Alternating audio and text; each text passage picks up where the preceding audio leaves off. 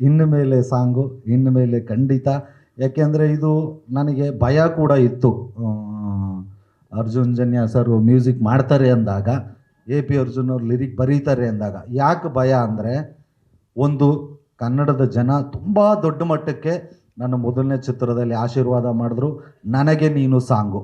ಅದಕ್ಕೆ ಅರ್ಜುನ್ ಜನ್ಯ ಸರ music, A P Arjun ಅವರೇ lyric writer. ಮತ್ತು ಅದೇ ಕಾಂಬಿನೇಷನ್ ಆದಾಗ ಇನ್ನೂ ಎಕ್ಸ್ಪೆಕ್ಟೇಷನ್ ಜಾಸ್ತಿ ಇರುತ್ತೆ, ನಾವೆಲ್ಲಿ ರೀಚ್ ಆಗ್ತೀವಾ ಇಲ್ವಾ ಅನ್ನೋ ಭಯ ನನಗಂತೂ ಇತ್ತು. ಬಟ್ ಖಂಡಿತವಾಗ್ಲೂ ಎಕ್ಸ್ಪೆಕ್ಟೇಷನ್ನ ರೀಚ್ ಮಾಡಿದ್ದೀವಿ. ನಮ್ಮ ಜನ ಅದಕ್ಕಿಂತ ದೊಡ್ಡ ಮಟ್ಟದ ಯಶಸ್ಸನ್ನು ಇದಕ್ಕೆ ಕೊಡ್ತಾರೆ ಅಂತ ಭಾವಿಸಿದ್ದೀನಿ. ಎಲ್ಲರೂ ಇನ್ಮೇಲೆ ಸಾಂಗ್ನ ಕೇಳಿ ಆಶೀರ್ವದಿಸಿ, ಇನ್ಮೇಲೆ ಗಂಡ ಹೆಂಡತಿ ಆಗ್ಬೋದು, ಲವರ್ಸ್ ಆಗ್ಬೋದು, ಅಪ್ಪ ಮಗ ಆಗಲ್ಲ, ಹುಡುಗ ಹುಡುಗಿ ಬಂದ್ಬಿಡುತ್ತೆ.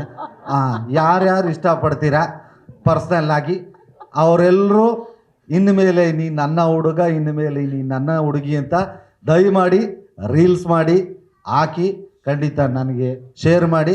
ನಾನಂತೂ ಶೇರ್ ಮಾಡ್ತೀನಿ, ನಾನು ಅವ್ರದ್ದು ಇವ್ರದ್ದು ಒಂದು ನೋಡಲ್ಲ, ಯಾರ್ಯಾರು ಆಗ್ತಾರೆ ಎಲ್ಲರದ್ದು ಶೇರ್ ಮಾಡ್ತೀನಿ.